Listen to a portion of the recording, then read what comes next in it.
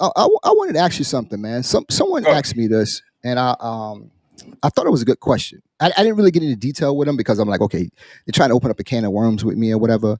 But I'm like, all right, I will engage you a little bit. I kind of gave them like a 2 minute spiel on it, but I didn't. I kind of shut it down, and they wanted to keep going. Um, they, the the premise of this question that it gave me, they thought I was being somewhat judgmental a little bit about stuff. And I'm like, well, it's the difference between judgmental and giving your opinion, right? So Mhm. my opinion was, or the question that was posed to me, which was a good question. It's an interesting question. So you know how men, for the most part, we kind of like have a big bravado about like our sexual experiences, like where we have Mhm. different women and things of that nature, right? And we kind of like Right, right, we talk amongst ourselves and we talk about it, right?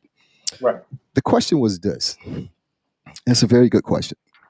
The question was, um, the amount of, and we don't go into numbers and nothing like that. So if you were to be honest with the amount of women that you've had, you know, whatever you've been with, right? Hmm. If your woman had the same amount, how would you feel? Or would you date a woman with the same amount of sexual experience that you have? No.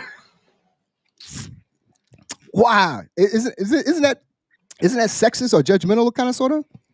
Yeah, I wouldn't even get in the conversation because I don't care if it's judgmental sexist. No, I wouldn't. Really? No, I wouldn't. So Flat okay, out. okay, No. okay. So It's, say it's, for it's instance, no discussion to be had. No, I I, would I not. got I got to ask this question. So say for instance, right? Say for instance, like there's no way to really tell. There's really no way to tell, right? So say for instance, there was you guys went to some mad scientist somewhere, and he'll hook y'all up to a test, and he put your arms in there, whatever, and behind you guys there was two screens that would put your number up there and put her number up there, like Okay. like a truth of all truths, like it would pop up. And what if you find her number was not equal to yours, but like more than yours, maybe about one or two? Like how would you like More than eh, mine personally, or just if more any than guy? yours personally? More than yours personally? Yeah, yeah, yeah. I'd be out. Really? Yeah, yeah. I'd be What if he out. was like married to her? I don't know.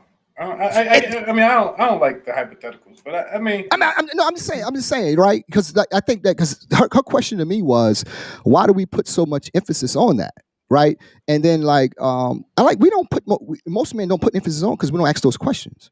Like I wouldn't, you know what I'm saying? you don't put emphasis on it, but I mean, it's not like we're not the first generation of men to be, you know, a man's thing is women and money. You know what I mean? Those are the two things that are undefeated in the eyes of a man, women and money.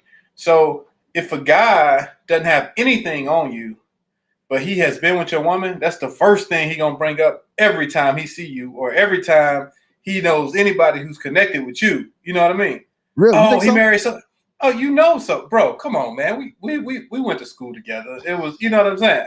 Like, oh man, he messed with so and so. Oh man, yeah, I used to mess with her back. Oh yeah, I hope she's still doing this. Or yo, So I wonder if she. that makes you look at it differently.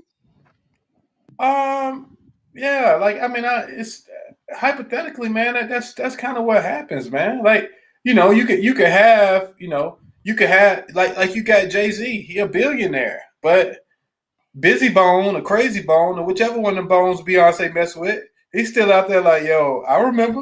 Oh no, for real, like one of the Bone Thugs dude got Beyonce.